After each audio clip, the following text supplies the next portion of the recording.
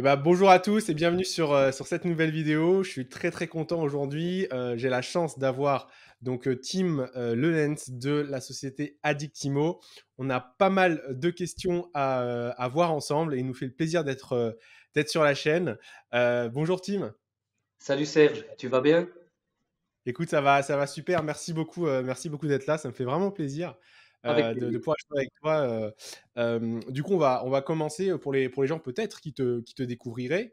Est-ce que là, tu pourrais commencer par te présenter, un peu nous dire qui tu es, ton parcours? Alors voilà, donc comme tu l'as dit, je m'appelle Tim, j'ai 29 ans, je vais sur la trentaine et de base, je suis pas du tout du domaine de l'immobilier.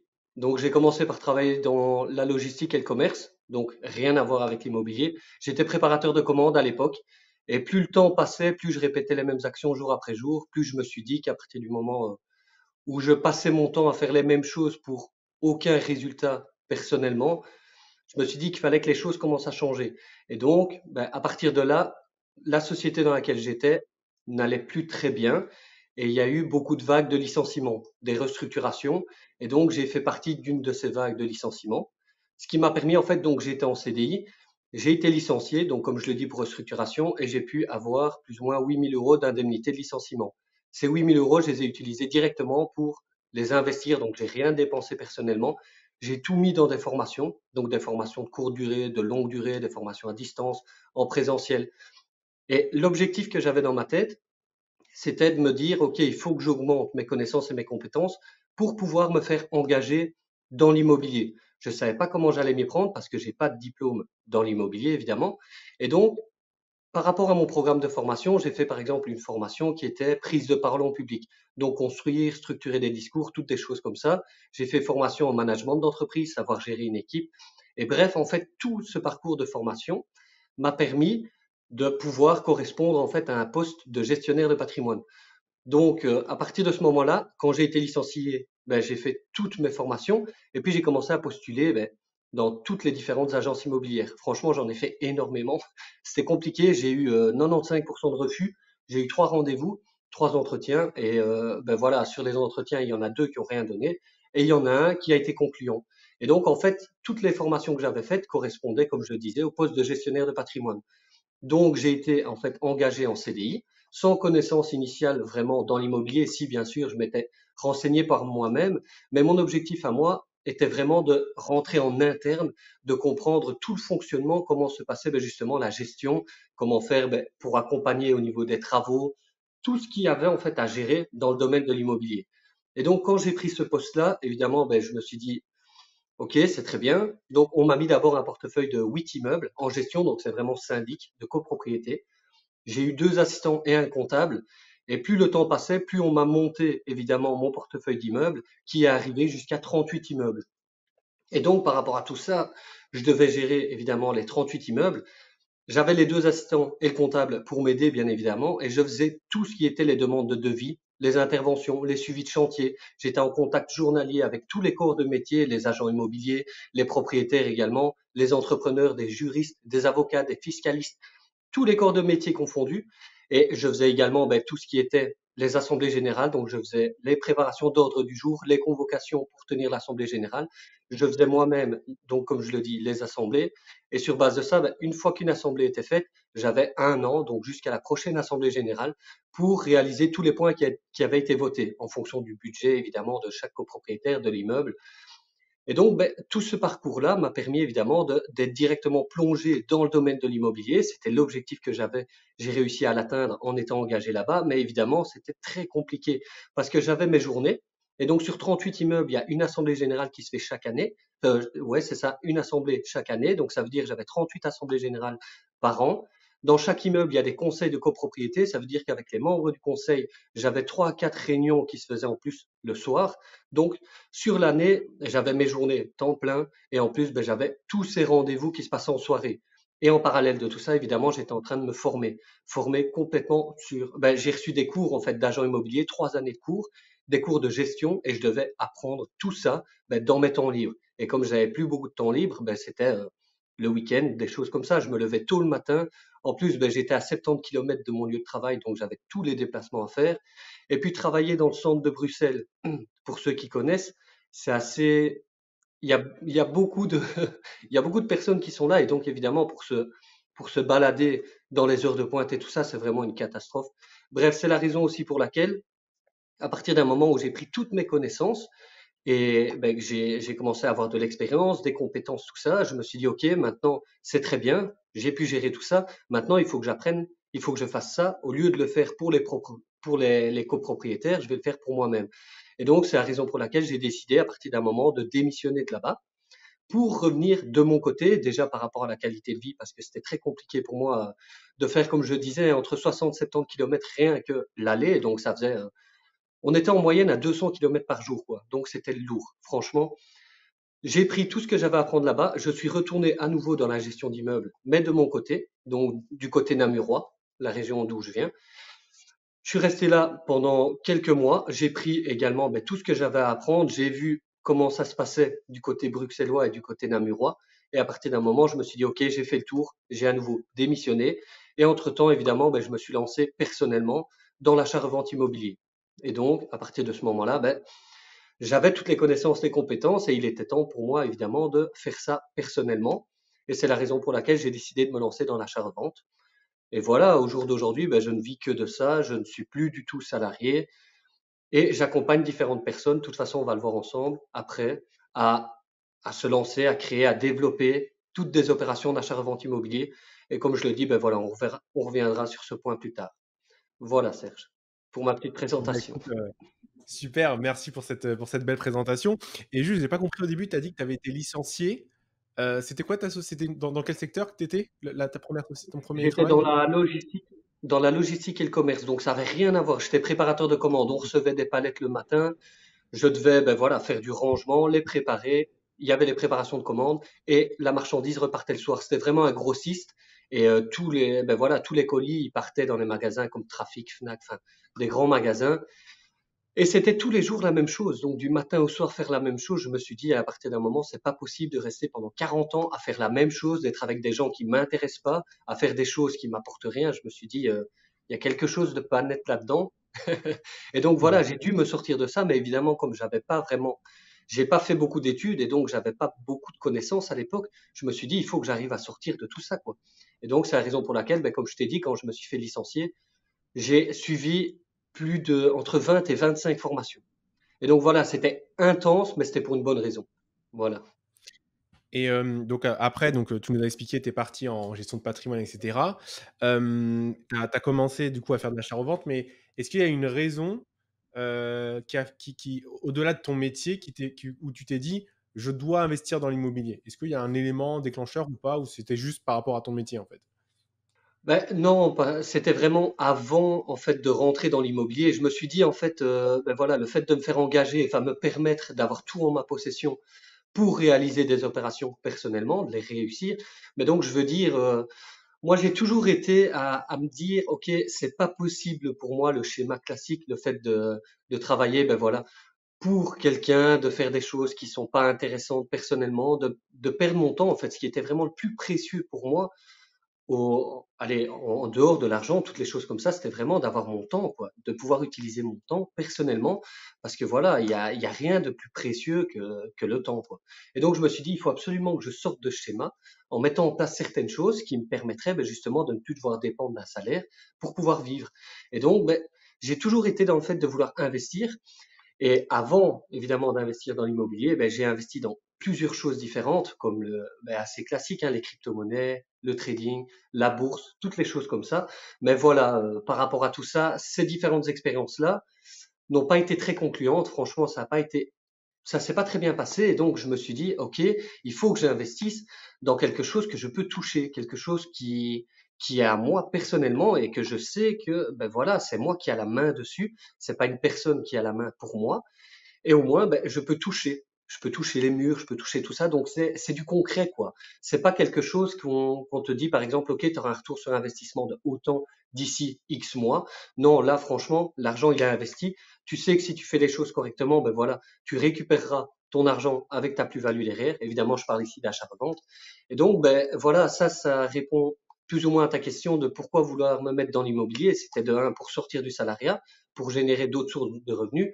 Et pour ne pas me mettre justement dans des investissements qui ne sont pas, que je peux pas toucher, quoi, vraiment. Donc c'est surtout pour ça que je me suis lancé là-dedans. Voilà. Ok, très très bien. Et du coup, tout à l'heure, bah, je l'ai peut-être pas dit, mais tu viens de Belgique. Tu disais que tu travailles dans le centre de Bruxelles. Et juste du coup, pour les gens qui regardent ou qui écoutent, s'il y a des Belges qui écoutent ou qui regardent la vidéo, mettez dans les commentaires Belgique Family, parce que je sais qu'il y a des, il y a des, il y a des Belges qui regardent. Il y a aussi des Français qui sont intéressés pour investir en Belgique et inversement. Donc, n'hésitez pas à nous le faire savoir en commentaire. Alors, ma troisième question, justement, va porter justement sur la particularité de la fiscalité en Belgique. C'est des questions moi, que j'ai aussi beaucoup. Est-ce que tu peux nous parler du coup de c'est quoi les particularités au niveau de la fiscalité en Belgique? Qu'est-ce qui est différent par rapport à la France? Bon, voilà, donc déjà, je vais pas me prononcer par rapport à la France parce que c'est pas mon pays et je vais juste parler de l'achat-revente parce que moi, j'ai décidé vraiment de me spécialiser uniquement là-dedans, donc pas par rapport à du locatif. Moi, c'est vraiment mon domaine, c'est l'achat-revente immobilier en Belgique. Et donc, par rapport aux taxations, c'est pas si compliqué que ça. Maintenant, tout dépend évidemment. Par exemple, imaginons il y ait une opération qui se déroule. Si la personne n'est pas encore propriétaire, elle va faire un achat rénovation, s'il y a des rénovations, une revente. Et là, si évidemment la personne a acheté et elle revend avant les 5 ans, il va y avoir une taxation qui va s'appliquer sur la plus-value, une taxation de 16,5%. Maintenant, voilà, ça c'est en règle générale. Si la personne, donc, elle a fait évidemment une opération, comme on dit en bon père de famille, qu'on voit, voilà, que l'opération, c'est pas quelque chose qui est récurrent, qui n'a pas vraiment de caractère spéculatif derrière, là, la personne va être taxée 16,5. Maintenant, si la personne, évidemment, il commence à y avoir une récurrence, qu'il va y avoir de plus en plus d'opérations vraiment avec pour objectif principal vraiment de faire de l'argent avec une gestion qui est considérée comme un risque, là, évidemment, le fisc qui pourrait considérer que la personne fait, par exemple, une activité commerciale en particulier et que donc cette personne-là, elle fait des opérations en particulier, elle doit être requalifiée en tant que professionnelle de l'immobilier. Et donc, là, s'il y a une requalification qui se passe, la taxation n'est plus de 16,5, mais de 33%. Mais évidemment, pour taxer à 33% sur la plus-value, il faut évidemment qu'il y ait des preuves, qu'il y ait eu plusieurs opérations qui soient passées, qui est, voilà, ça se fait pas comme ça. Il faut évidemment, ils regardent, hein, bien sûr, ils mettent des choses en place pour être certains de leur coût. Et donc voilà, il faut surtout garder en tête que pour une opération, c'est vraiment 16,5%. Ça, c'est évidemment dans le cadre d'un achat-revente sur un bien, sur une maison, sur un appartement, côte, studio, des choses comme ça, quoi. Maintenant, sur un terrain, c'est différent. Là, c'est taxé à 33%. Et puis après, ça passe à 16,5%. Donc de 0 à 5 ans, c'est 33%, taxation sera plus-value, et de 5 à 8 ans, 16,5%. Après, c'est plus taxé. Comme dans les biens immobiliers, évidemment, quand je parle biens immobiliers, maison, appartement, tout ça, on n'est plus taxé après les 5 ans. Sauf si, évidemment, on était dans sa résidence principale. Là, il y a une possibilité, après un an, de ne pas être taxé sur la plus-value. Mais évidemment, ça a prouvé qu'il y a une raison qui a fait qu'on a dû déménager et qui prouve, voilà, que c'était pas intentionnel, quoi.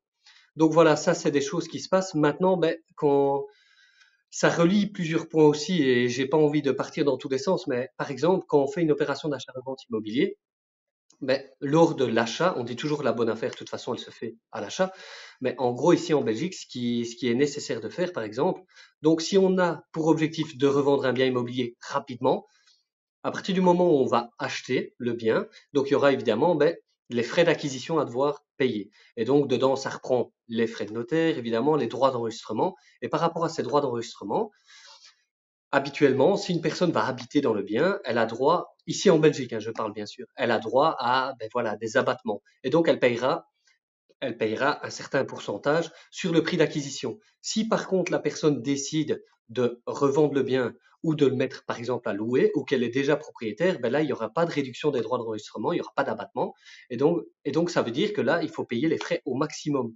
Et en achat-revente immobilier, ce qui est bien, c'est que quand on revend un bien dans les 2 ans, donc à compter de la signature d'acte d'achat et de la signature d'acte de revente, s'il y a moins de 2 ans qui sont passés entre les deux, il faut faire la demande auprès du notaire. Une fois que la signature d'acte de revente est faite, on fait une demande chez le notaire pour une restitution en fait des 3/5 des droits d'enregistrement.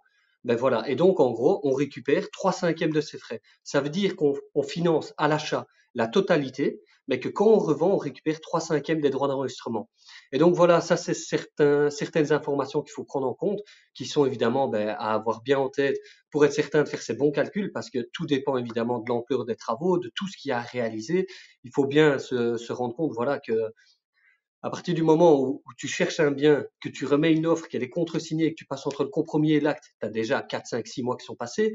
Puis tes travaux, évidemment, si tu fais par exemple des changements de châssis, on peut te dire que ça prend 2 mois et puis après tu remarques que tu es à 6 mois. Donc voilà, tout dépend évidemment les postes à réaliser dans les travaux. Et puis après, il faut revendre le bien, il faut le revendre au bon prix, au bon moment. Et il faut le revendre, voilà, il faut qu'il y ait un acheteur qui vienne, qui se positionne sur le bien et que tout ça soit fait dans les 2 ans pour être certain de récupérer. Mais voilà, ça c'est certains détails. Maintenant, je ne vais pas t'expliquer tout dans tous les sens parce qu'il y a quand même beaucoup de choses à savoir. Mais voilà, c'est des petites choses à savoir, quoi. OK, bon, en tout cas, déjà, merci pour, toutes les infos parce que, tu as donné énormément d'informations et du coup, rien que pour Voilà. ça, pour tous ceux qui nous écoutent, je vous invite à mettre un like, à vous abonner et aussi, d'aller voir tous les réseaux de Tim, que ce soit sur Instagram, Facebook, YouTube et voilà pour avoir toutes les informations, toute la valeur qu'il vous apporte et justement, on fait la transition, on va parler maintenant de ta grosse société Addictimo parce que, on en parlait hors caméra, mais tu proposes énormément de services et de choses. Du coup, est-ce que tu peux nous présenter Addictimo, qu'est-ce que c'est et tous les services qu'elle propose? Ah ouais.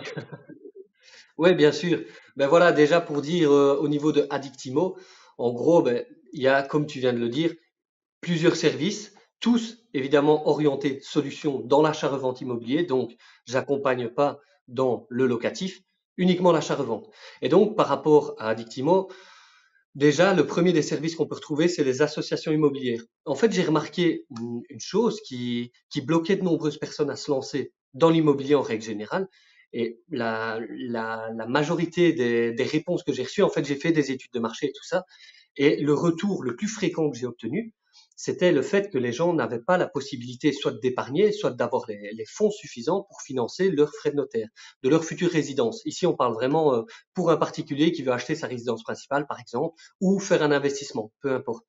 Je me suis dit, OK, à partir de ce moment-là, là, ici, il y a un réel problème. Donc, évidemment, par rapport à l'inflation, tout ce qui s'est passé, on sait bien que maintenant, c'est de plus en plus compliqué, surtout si certaines personnes payent des loyers, qu'il est assez difficile d'économiser. Tout dépend, hein, 200, 300, 500, 800, voire plus mensuellement. C'est assez compliqué pour les gens. Donc, de se créer vraiment une épargne qui permet de financer les frais d'acquisition sur fonds propres.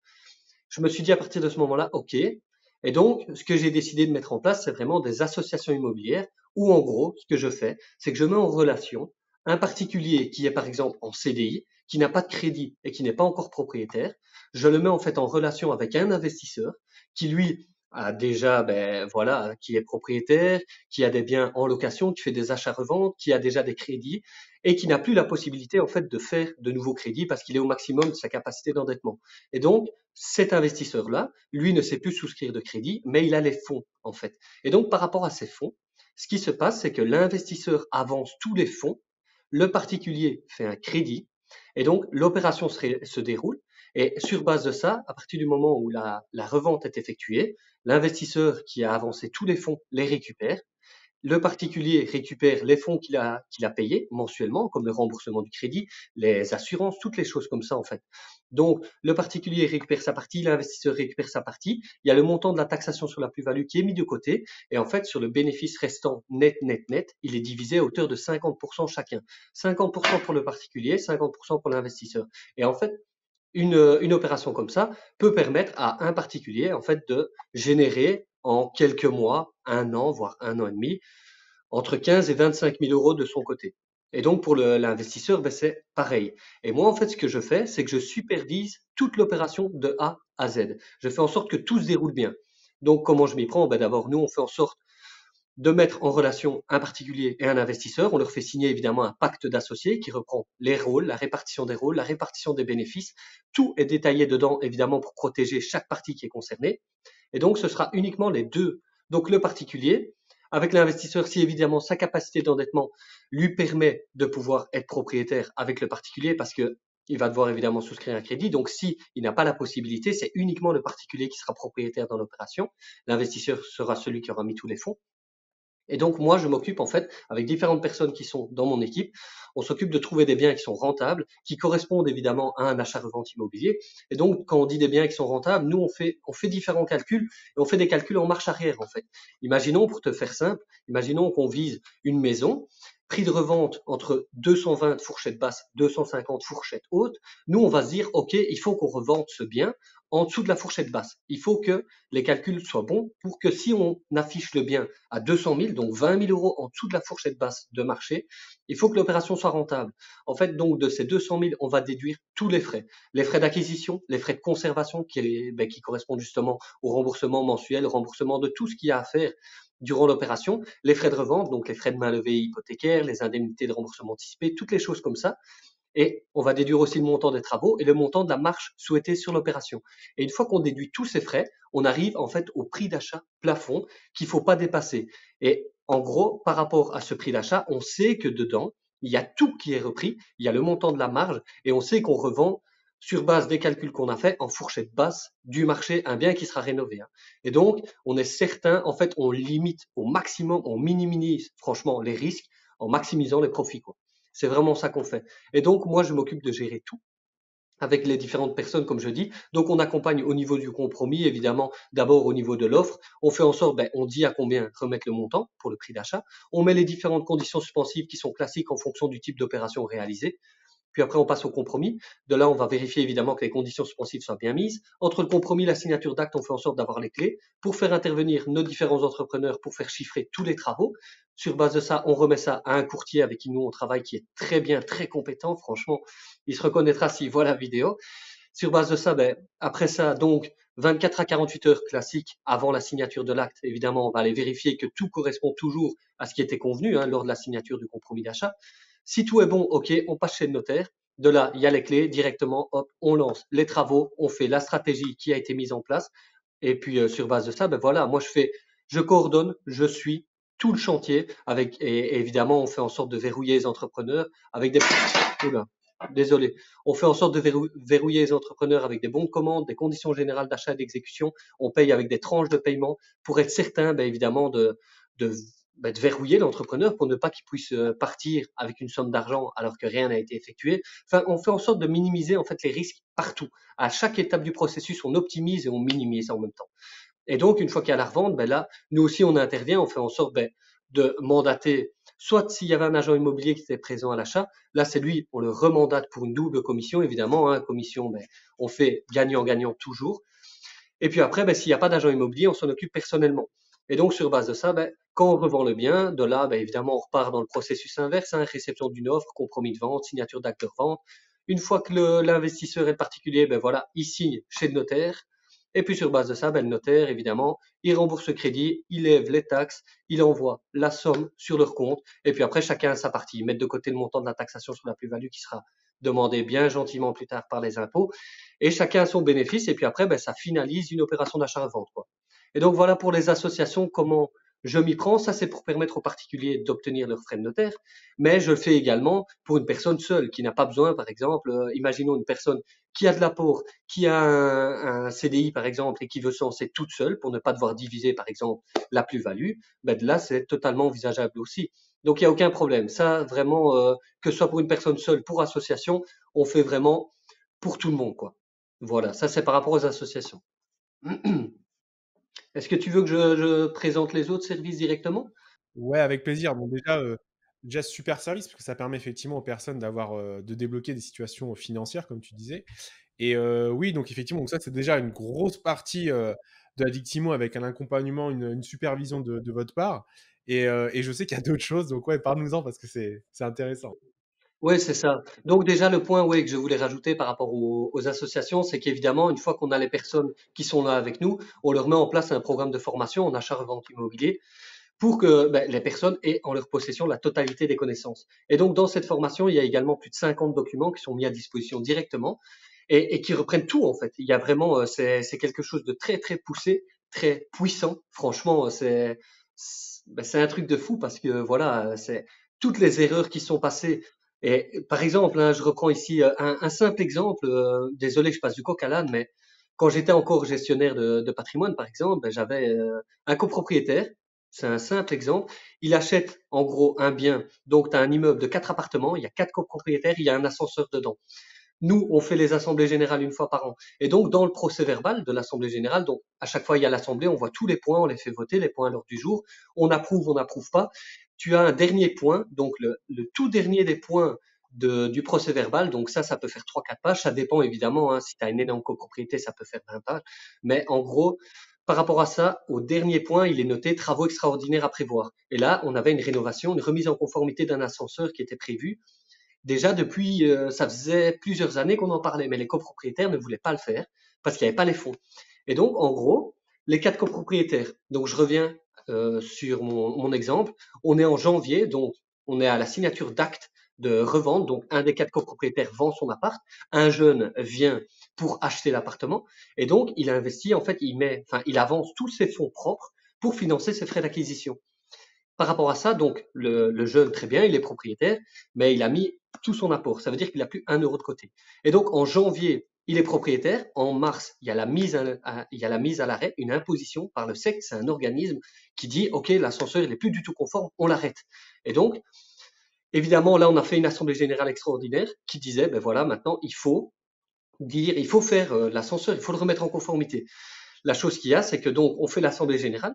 Le nouveau copropriétaire, lui, qui n'avait pas d'argent, donc il est contre le fait de devoir remettre justement en conformité cet ascenseur. Ils étaient 4 copropriétaires, ils avaient plus ou moins le même nombre de quotités dans chacun dans leurs appartements, 250 plus ou moins hein, quotités sur 1000, et donc il y avait 3 copropriétaires qui étaient d'accord sur les 4. Et donc, évidemment, ben là, ça fait 75% qui sont d'accord. Maintenant, c'est passé à 2 tiers, donc si 66% des copropriétaires sont d'accord, ça veut dire qu'on peut approuver, donc le vote passe. Donc le vote est passé, on a fait la remise en conformité, ça s'est passé en juin, donc en mars il y a eu la mise à l'arrêt, en juin il y a eu la remise en conformité de l'ascenseur, 40 000 euros, 40 000 euros divisé par 4 copropriétaires, ça faisait 10 000 euros chacun. Et le copropriétaire qui venait d'acheter 6 mois avant, qui avait mis tout son argent sur la table, se retrouvait avec plus aucun apport et devoir payer 10 000 euros pour un ascenseur. Et ben, tu vois, toutes ces erreurs, par exemple, j'en ai eu à longueur de journée parce que j'étais en contact journalier avec des propriétaires qui arrêtaient pas de me gueuler dessus. Franchement, c'est abusé ce métier, c'est le pire des métiers, mais bon, c'est la meilleure des écoles aussi. Et donc, je me faisais, ben, on me criait dessus à longueur de journée. Et tu vois, toutes les erreurs qui sont passées là, toutes ces erreurs-là, je les ai toutes reprises. Toutes, toutes, toutes. C'est un truc de fou, c'est des expériences de malade que je voudrais jamais vivre. Et c'est pour ça qu'on dit aussi dans l'immobilier que ben voilà, le fait de se former, c'est très bien. Il faut se former avant de se lancer parce que s'il y a une erreur qui se passe, ça peut coûter jusqu'à des dizaines de milliers d'euros. Et là, la simple erreur du jeune qui a acheté, c'était de ne pas avoir lu la totalité du procès verbal, le dernier point où il était noté qu'il allait y avoir ça, tout simplement. Et le fait de ne pas avoir lu cette phrase-là lui a demandé de sortir 10 000 euros quelques mois plus tard alors qu'il les avait pas. Donc voilà, ça je peux te l'assurer que quand tu fais un investissement et que tu as 10 000 euros pour ça que tu n'avais pas prévu, ben ça fait mal. Et ben ça casse au niveau de ta rentabilité, quoi. Non, mais voilà, donc tout ça pour dire qu'il y a également un programme de formation avec un accompagnement qui est on parlait des associations, et donc tout ce programme de formation est mis en place pour les membres et qui a évidemment l'accompagnement, il y a le suivi durant la totalité de l'opération qui se passe. Et donc maintenant, je vais passer les accompagnements personnalisés. Donc là, on a 3 types d'accompagnement.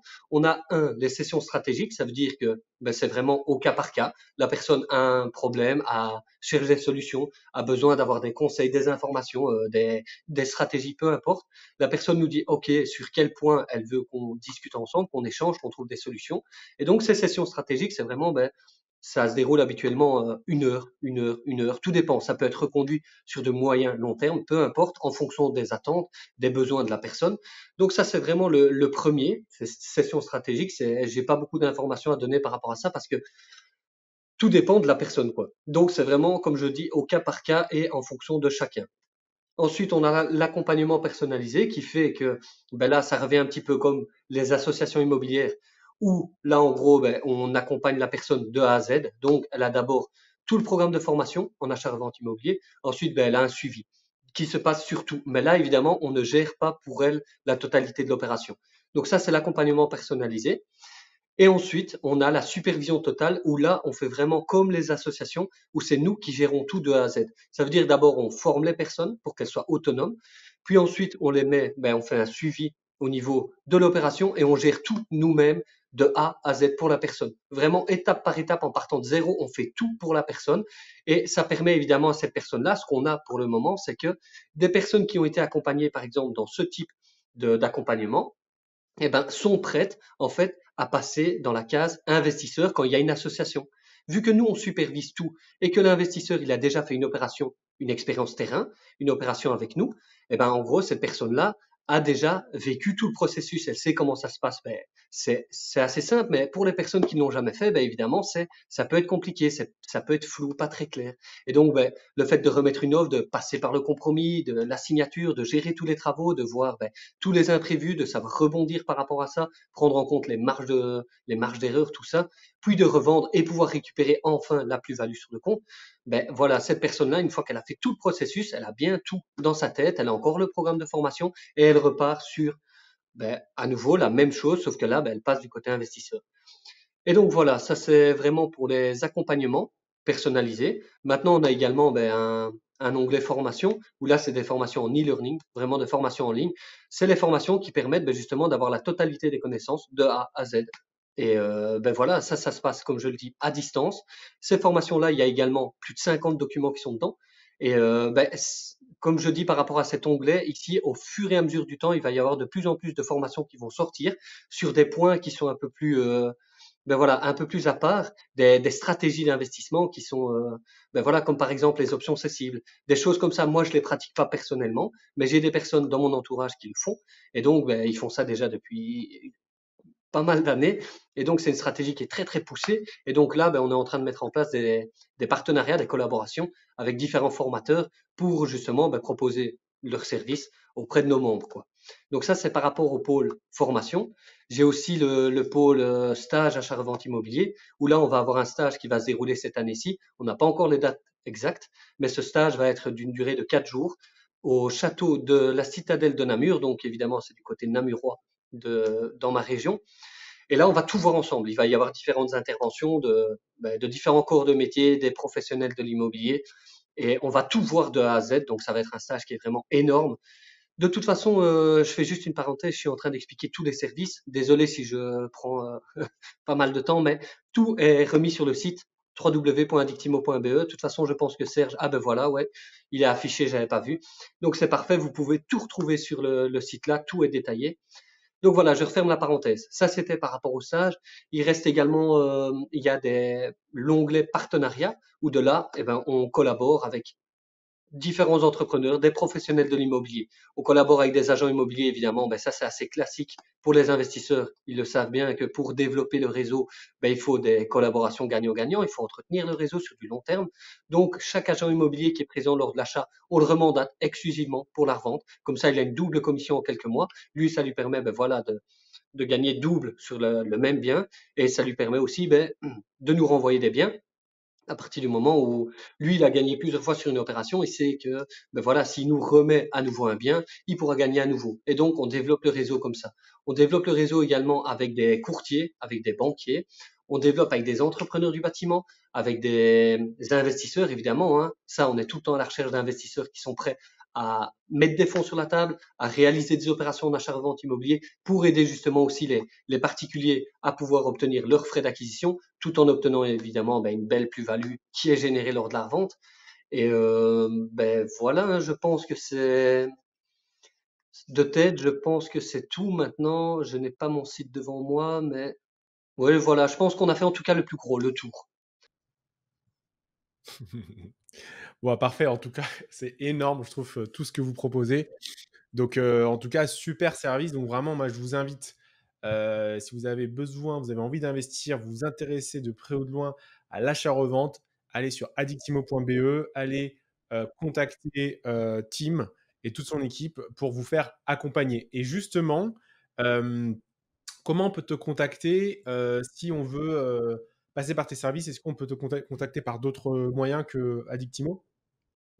Oui, bien sûr. On peut me contacter par mes réseaux sociaux. Et voilà, hein, tu l'avais noté, hein, je pense. Donc c'est Addictimo, oui, c'est ça, voilà, il est noté, donc ça, c'est parfait.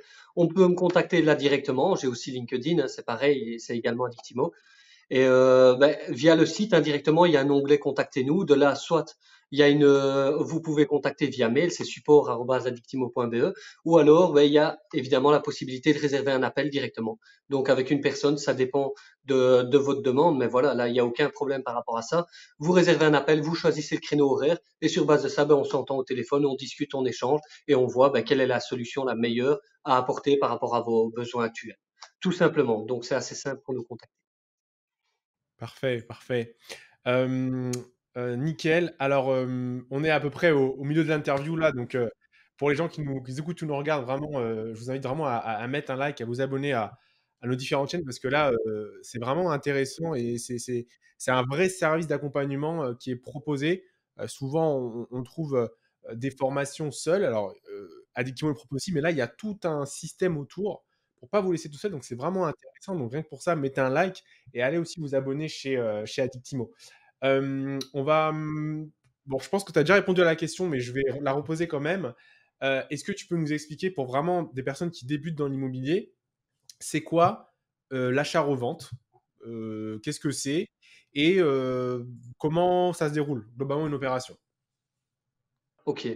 Ben donc l'achat-revente immobilier, en gros, c'est simplement le fait d'acheter un bien immobilier en vue de le revaloriser, le rénover, lui apporter de la valeur pour le revendre plus cher par la suite, quelques mois plus tard. Et donc, l'achat-revente immobilier, c'est une stratégie d'investissement qui est très très puissante, qui peut être très lucrative, mais qui est évidemment qui peut être risquée si l'opération n'est pas maîtrisée. Clairement, parce que voilà, il y a certaines, par exemple, il y a certaines localisations qui sont plus propices au locatif plutôt qu'à l'achat-revente. Je prends un exemple très simple, c'est que par exemple, ici en Belgique, il y a certaines régions que je citerai pas, mais imaginons qu'on ait le prix d'achat d'un bien immobilier, 100 000 euros.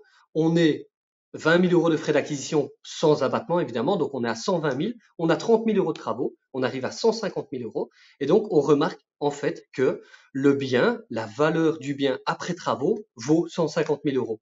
Et donc là, par exemple, en faisant une opération de la sorte, on gagne rien du tout sur l'opération. On fait que perdre son temps. Et la seule chose qu'on gagne, au final, en faisant une opération là-dessus, comme ça, c'est gagner de l'âge. C'est rien d'autre. Et donc, c'est pas intéressant de faire des choses comme ça. C'est la raison pour laquelle, déjà, ce qui est le plus important dans l'achat-revente immobilier, c'est de trouver des localisations qui sont propices à l'achat-revente, des localisations qui sont chères, recherchées et demandées, parce qu'évidemment, si on trouve un bien qui est dans une localisation qui est chère, recherchée, on revendra un bien dans cette même localisation. Il faut également, moi, ce que je dis toujours, c'est que j'essaye de trouver le bien le plus laid dans la plus belle des rues. Nous, on est surtout sur des maisons. Donc, on a commencé sur des appartements, hein, mais maintenant, on est sur des maisons. Et donc, par rapport à ça, on cherche vraiment des, voilà, des biens qui sont dans une très belle rue, où en gros, les bâtiments autour sont vraiment très propres, mais que le bien que nous, on prend, qu'on achète, il est vraiment, on peut dire crapuleux. Et donc, par rapport à ça, une fois qu'on lui apporte des rénovations et tout ça, on fait en sorte de le revendre beaucoup plus cher derrière, via des bonnes revalorisations. Et donc, par rapport à l'achat-revente, voilà, donc il est important de regarder à la localisation. Et donc, maintenant, je vais un petit peu parler comment une personne pourrait se lancer dans l'achat-revente. Tout d'abord, il est nécessaire de choisir ses localisations, de savoir où on a envie d'investir. Pour ça, il faut faire des petites études de marché. Une chose qui peut être intéressante, c'est voilà, de regarder par rapport au prix du marché, étudier un petit peu ces régions autour de soi, voir à quel montant se revendent certains biens immobiliers. Il faut aussi regarder s'il y a des projets qui sont en cours. Parce que si, imaginons qu'on ait une localisation qui est intéressante et qu'on voit qu'il y a beaucoup de projets de construction, ça veut dire qu'il peut être intéressant. Maintenant, c'est pas dans tous les cas, mais il peut être intéressant de se concentrer sur ce type de région-là et de vérifier, parce que si des promoteurs, par exemple, construisent des immeubles à appartements, eux, ils ont fait des études de marché derrière. Et s'ils construisent à cet endroit-là, évidemment, c'est qu'ils savent qu'il y a du potentiel derrière. Et donc, si on commence à regarder dans les régions, à voir ce qui se passe autour, toutes les facilités, toutes les commodités, tout ce qu'on peut voir qui peut être intéressant pour les personnes, de là, on peut se dire, OK, la localisation, elle peut être intéressante. Ce qu'il faut faire également toujours aussi, c'est de se mettre à la place de l'acheteur et de se dire, en visitant un bien, il faut évidemment savoir se projeter après les travaux et tout ça, mais de se dire, OK, est-ce que moi, personnellement, je me verrais vivre dans ce bien? Si par exemple on se dit ah ouais non jamais de ma vie je viendrai habiter là parce que c'est vraiment crapuleux, j'aime pas du tout, ben là c'est peut-être pas très intelligent d'aller acheter à cet endroit-là parce que il y aura d'autres personnes évidemment qui se diront les mêmes choses. Si de l'autre côté vous vous dites ok c'est très bien, franchement il y a ici le bâtiment il est vraiment bien, il y a du charme, il est intéressant et tout ça, ben il y a beaucoup de chances que les personnes se diront pareil que vous. Et donc là c'était vraiment la petite parenthèse pour se dire toujours se mettre à la place des acheteurs. Et donc, ben, voilà, imaginons, à partir de ce moment-là, vous savez où vous voulez acheter. Il va falloir évidemment que vous preniez contact avec un banquier ou un courtier. Donc, la différence déjà, si vous cherchez un financement, ben, dites-vous que le banquier, ben, c'est un salarié qui, lui, ben, si votre dossier passe ou ne passe pas, ben, pour lui, ça changera pas grand-chose à sa vie. Un courtier, lui, il est indépendant. Et donc, ben, son objectif à lui est de faire passer votre dossier, d'avoir votre financement pour lui être payé derrière. Il aura une commission via la banque. Et donc, ben, un courtier ira toujours chercher, se bouger plus pour que vous ayez votre financement plutôt qu'un banquier. Maintenant, ça dépend du cas par cas, bien sûr. Ça peut être, voilà, j'en fais pas une généralité, mais voilà. Et donc, imaginons maintenant, vous allez près de votre banquier, courtier, vous lui demandez, ben voilà, à combien vous pouvez être financé. La personne ben, va vous dire, OK, donnez-moi vos fiches de paie, contrat de travail, si vous êtes en CDI, si vous avez de l'épargne, toutes des choses comme ça. Il va vous dire, ben voilà, OK, moi je peux vous prêter autant. À partir de ce moment-là, vous savez que le prix maximum que vous pouvez obtenir, c'est, je sais pas moi, imaginons, pour faire simple, 150 000 euros. Sur base des 150 000, vous savez que la banque vous les prête. Et donc, vous savez que les 150 000 reprennent ben, votre prix d'achat plus les travaux qui vont apporter de la valeur au bien. Par rapport à ça, ok, vous savez, ok, que le bien, par exemple, que vous devez chercher doit se situer entre 100 000 et 120 000 euros, par exemple. Vous cherchez dans votre localisation, donc vous déterminez également vos critères de recherche. Est-ce que vous êtes plus intéressé, où vous vous sentez le plus à l'aise? Est-ce que vous êtes plus à l'aise avec des maisons, avec des appartements, des studios, des côtes, des immeubles de rapport, toutes des choses comme ça, en fonction évidemment de votre capacité, ben, de ce que vous allez mettre sur la table aussi. Hein, parce que si vous vous dites, OK, je suis intéressé par un immeuble, mais l'immeuble il est à 400 000, eh ben là, il va falloir peut-être mettre 80 000 euros sur la table. Donc, s'il n'y a pas vraiment beaucoup d'apport, c'est à voir pour plus tard. Mais voilà, imaginons vous décidez, OK, vous partez sur une maison. OK, la maison, vous savez que le prix d'achat, 120 000 maximum, que la localisation, elle est située là, ben, vous allez commencer à chercher. Et puis, vous allez commencer, moi je dis toujours, à partir de ce moment-là, vous faites toutes des visites. Donc, vous visitez un seul type de bien en particulier qui a ces caractéristiques-là, qui a par exemple un jardin, qui a deux chambres ou trois chambres, mais même s'il y a une chambre, mais qu'il y a deux dressings, qui a la possibilité de les transformer, s'il y a le nombre de mètres carrés suffisant, vous vous fixez en fait, ben voilà, tous vos différents critères et vous vous dites, ok, je vise que ce type de bien-là. Par rapport à ça, ben voilà, vous avez, imaginons, une dizaine de biens, 15 biens, imaginons, hein, je sais pas, je dis ça comme ça. Vous programmez toutes des visites et puis après vous remettez des offres. Et les offres, vous les mettez toutes avec des délais de validité, évidemment. Hein, il faut jamais laisser une offre qui est ouverte comme ça auprès de l'agent immobilier. Vous remettez une offre avec vos conditions suspensives et vous remettez toujours le prix le plus bas. Moi, je dis, à chaque fois que je négocie, tout, je mets jamais à un prix qui est affiché. Jamais. Parce que on dit toujours que la bonne affaire elle se fait avant l'achat. Et donc, c'est bien pour ça qu'il faut que le prix d'acquisition soit vraiment faible et corresponde, évidemment, je reviens à nouveau avec les calculs de base, prix de vente, moins les différents frais. Frais d'achat, conservation, revente, le montant de la marge, le montant des travaux. Vous avez votre prix d'achat plafond, il faut que ça rentre là-dedans. Et donc, ben, imaginons que vous trouviez, ben, comme je disais, 10 biens, 15 biens, vous remettez des offres et vous mettez toutes avec des prix beaucoup plus bas pour atteindre votre prix d'achat plafond et pour justement ben, acheter le moins cher possible. Au moins cher vous achetez, au plus vous avez de chances de faire des bénéfices par après. Imaginons, ben voilà, vous avez 9 refus, vous avez une offre qui passe, la 10e, ben c'est votre bonne affaire. Par rapport à ça, une fois que vous avez le bien immobilier, vous avez mis une offre, et ben de là, vous allez passer au compromis d'achat. S'il y a un agent immobilier qui est présent, ben c'est lui qui va s'en occuper. Donc, lui sera votre intermédiaire entre le vendeur et vous-même. Donc, il remplira tous les documents qu'il a besoin d'avoir, évidemment, pour passer chez le notaire. Il y aura les renseignements urbanistiques qui vont être demandés par le notaire. Il y aura ben, toutes les recherches au niveau du cadastre, au niveau de si c'est zone inondable, s'il y a des présences de puits de mine, toutes les choses comme ça vont être analysées par le notaire.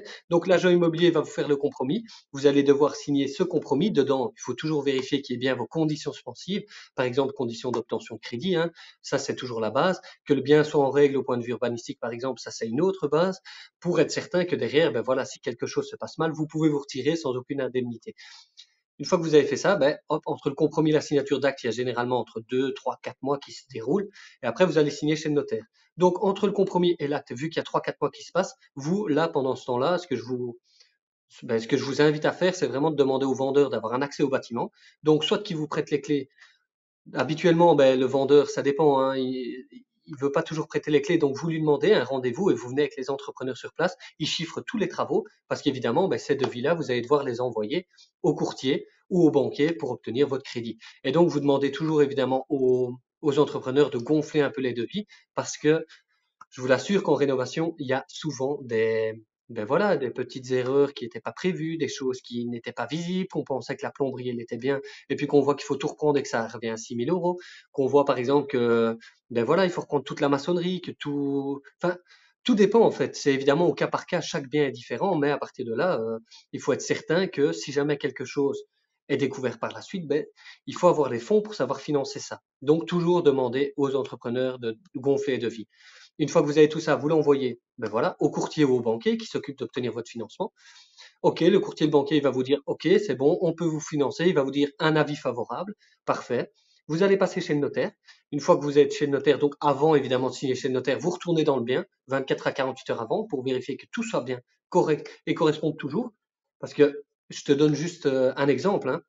On avait ça dans une maison, nous, c'est que il n'y avait pas de possibilité d'accéder à la cave. Et en fait, pendant la visite, donc avant de remettre une offre et tout ça, il n'y avait aucun accès à la cave. Et donc, ce que moi j'ai fait, évidemment pour protéger dans l'opération, où je ne suis pas le propriétaire, hein, donc j'ai fait ça pour une personne, c'est que en gros, j'ai été dans le bien, j'ai vu qu'il n'y avait pas d'accès à la cave, on a fait une expertise bancaire, et par rapport à l'expertise bancaire, j'ai bien insisté sur le fait que l'expert devait noter dans son expertise que la cave était inaccessible.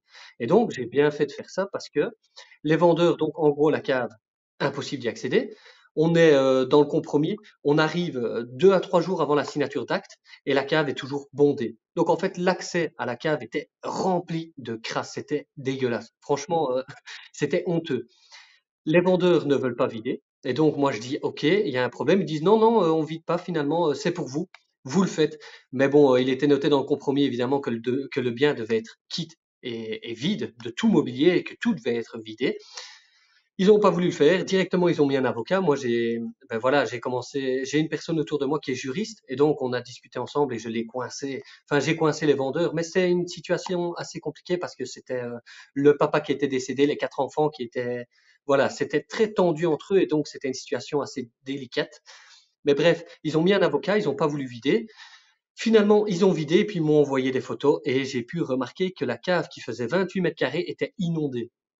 2 jours avant la signature d'acte. Et là, je me dis, oh là là, qu'est-ce qu'on fait? On était toujours dans les délais pour pouvoir reporter. Donc, on a reporté. Et évidemment, les vendeurs ont pété un plomb. Ils ont pété un plomb parce qu'ils ont dit, non, non, on reporte pas, tout était prévu. Mais bon, comme on était dans les délais, on avait le droit. Et moi, j'ai dit justement à la propriétaire, jamais signer. Jamais signer si ça reste dans ce cas-là, si la cave n'est pas vidée, si c'est pas remis en état d'origine. Et donc, finalement, ils ont tout pris en charge, ils ont tout vidé et tout a été remis en état. Et donc, tout ça pour dire que si l'expertise n'avait pas été signée, enfin, que si sur l'expertise il n'était pas noté que j'avais un accès à la cave, eh ben, ça se serait retourné contre moi. Parce qu'ils avaient dit, eux, si, si, vous aviez accès à la cave. Alors que non. Enfin, bref, voilà. Donc, je disais simplement quand vous devez aller visiter un bien, visitez bien toutes les pièces, même les greniers, partout où vous n'avez pas d'accès. Allez bien voir pour pas avoir des surprises après, parce qu'une fois que vous avez signé, sauf si évidemment il y a des vices cachés, mais si vous avez signé, ben, c'est pour vous. Et comme le vendeur, s'il est particulier, ben, ça va être assez compliqué, sauf si c'était vraiment intentionnel, ça va être compliqué de retourner et de se retourner contre lui. Sauf si évidemment c'est un truc très grave. Mais bref, donc je clôture juste par rapport au déroulé d'une opération. Désolé, hein, je parle assez beaucoup. Donc on est une fois que voilà le compromis est signé, qu'on a la signature d'acte, voilà, vous allez chez le notaire. D'abord, vous allez signer le contrat de crédit. Donc, ben voilà, vous aurez avec le notaire à signer tout le contrat et puis hop, vous passez à la signature d'acte d'achat.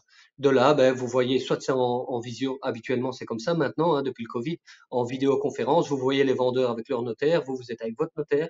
OK, on déroule tout l'acte et puis sur base de ça, si vous êtes d'accord, il faut pas hésiter s'il y a des choses qui sont pas correctes, qu'il fasse des modifications directes parce qu'une fois que c'est acté, c'est acté. Et donc, sur base de ça, ben, une fois que l'acte est fait, chacun signe. L'acheteur, donc, ici, il va aller dans l'étude du vendeur.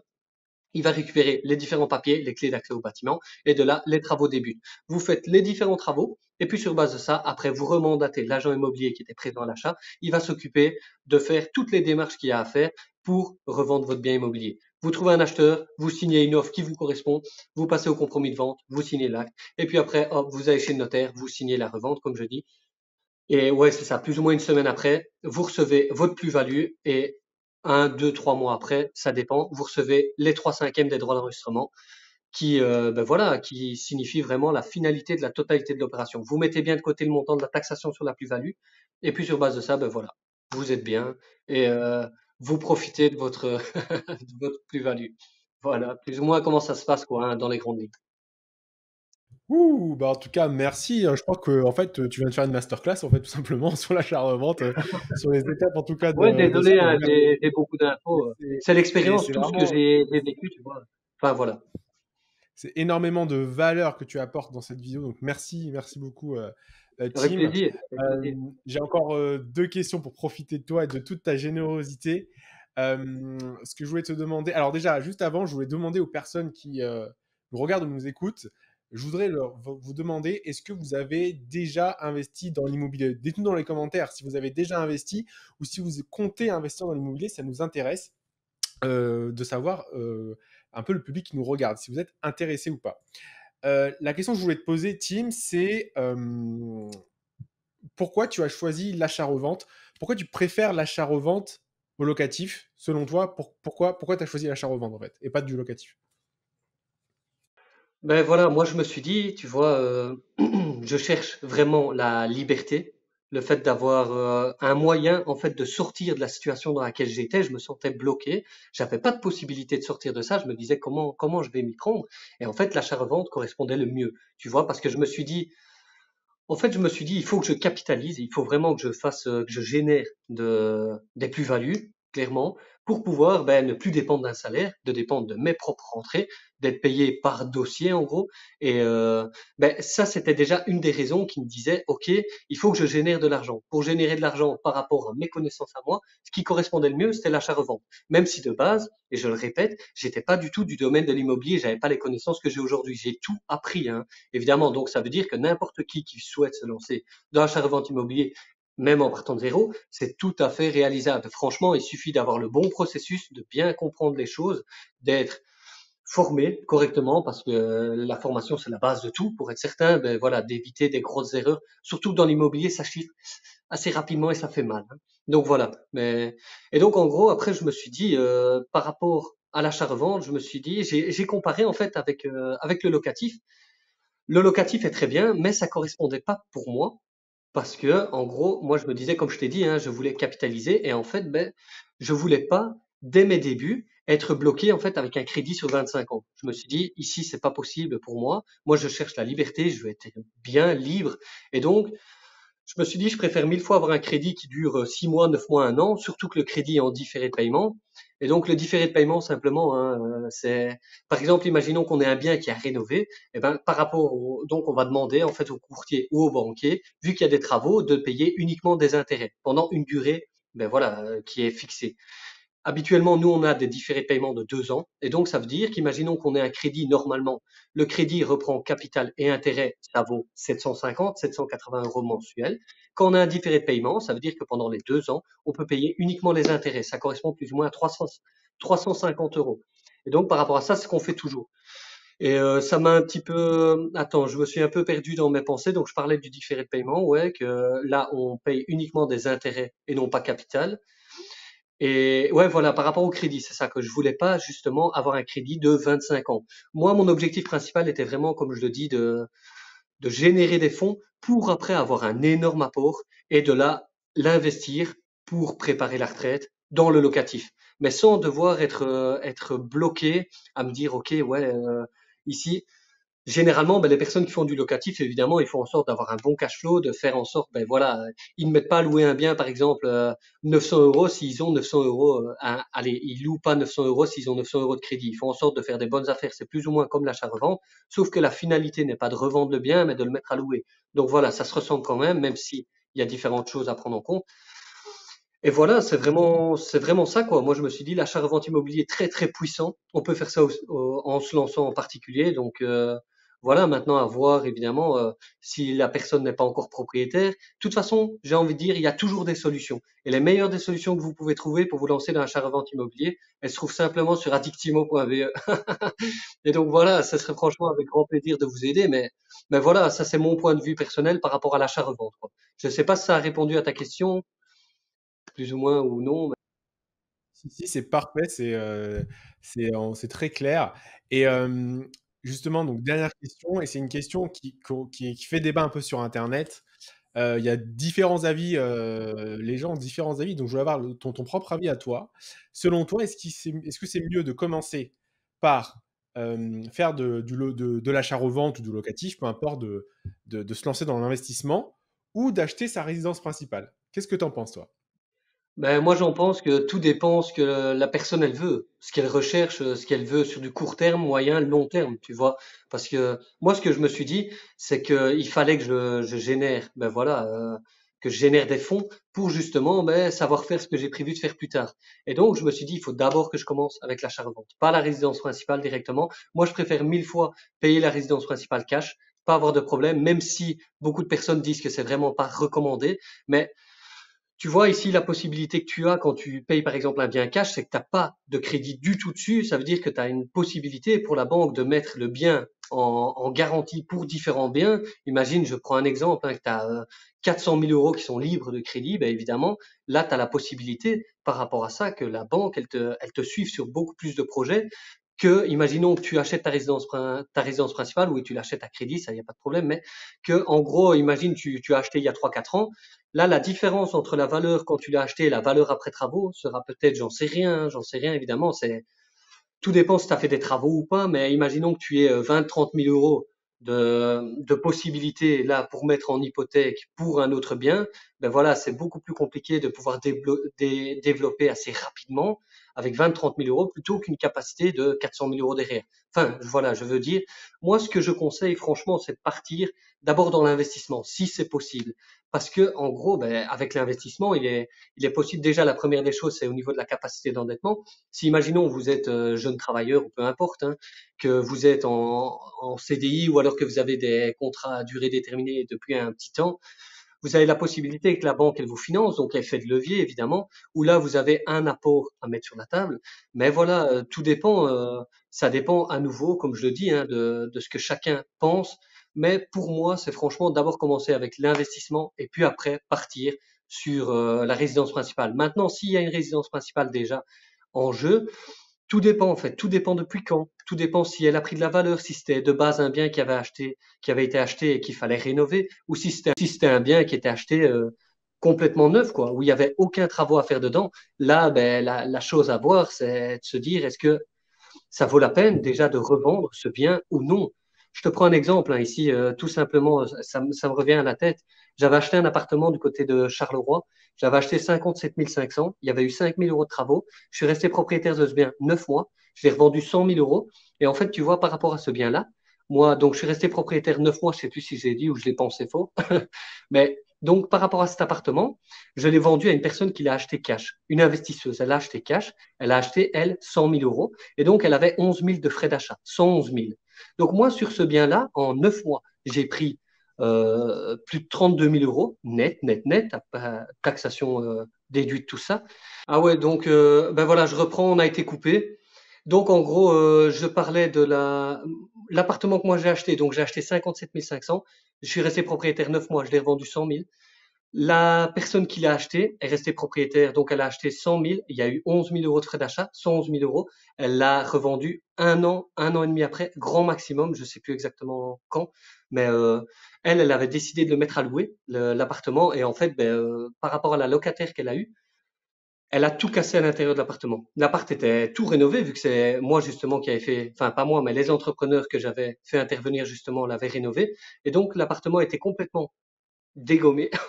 Franchement, elle a fait changer toutes les serrures, tout a été cassé à l'intérieur. Bref, c'était vraiment honteux. Elle a été dégoûtée. Elle a revendu l'appartement via l'agent immobilier qui était présent à la vente. Et donc, elle l'a revendu. Elle avait affiché 100 000 euros, il n'est pas parti. Elle avait revendu il est parti à 95 000 euros, moins les frais d'agence immobilière, 90 000 euros. Un an et demi après, l'avoir acheté 110 000 euros. Ça veut dire qu'elle, sur l'opération, ben, elle a perdu 15-16 000 euros, même un peu plus. Alors que un an avant, moi, j'avais, non, même pas un an. Ben, si, ouais, vu qu'elle est restée propriétaire, ouais. Un an avant, j'ai pris 32 000 euros sur l'opération. Ça veut dire, en gros, que là, ça revient aussi sur le fait de trouver des bonnes opérations, de faire des bonnes affaires et d'être certain ben, que tout se passe bien sur l'opération. Et donc, ça revenait aussi sur ça, le fait de me dire avec les locataires, pour moi, je veux, au jour d'aujourd'hui, ça ne m'intéresse pas, mais pour plus tard, c'est sûr qu'à partir du moment où il va falloir sécuriser pour préparer la retraite, là, c'est certain que je passerai en locatif. Mais au jour d'aujourd'hui, voilà, je reste que sur l'achat-revente. Et voilà.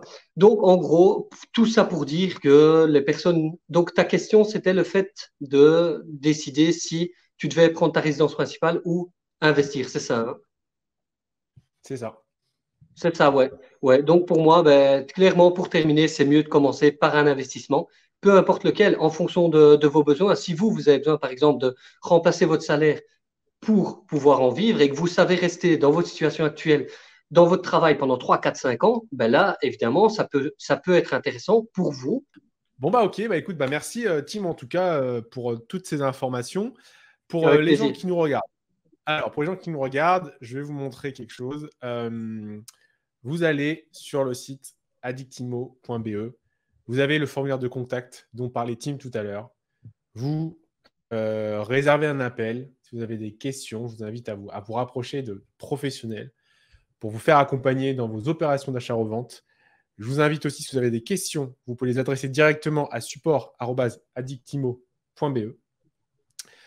Et vraiment, allez consulter le site, regardez tout ce qu'on a vu tout à l'heure, les associations immobilières, l'accompagnement personnalisé, les formations, les stages aussi qui se font du coup dans la région de Tim et les partenariats et voilà, et tout ce que vous pouvez retrouver. Donc c'est vraiment hyper complet et je vous invite vraiment Ouais. à aller consulter ça. Merci encore, merci beaucoup pour tout ton temps, toute la valeur que tu as apportée.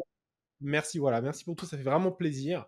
Et pour ceux qui nous regardent, si ce n'est pas encore fait, mettez un like, abonnez-vous aux différents réseaux de Team, Instagram, Facebook, YouTube, LinkedIn également, pour aller le suivre dans ses aventures et dans la suite de son évolution de sa société Addictimo. Je vous souhaite à tous une bonne journée. Merci Team et portez-vous bien. Ciao, ciao, merci.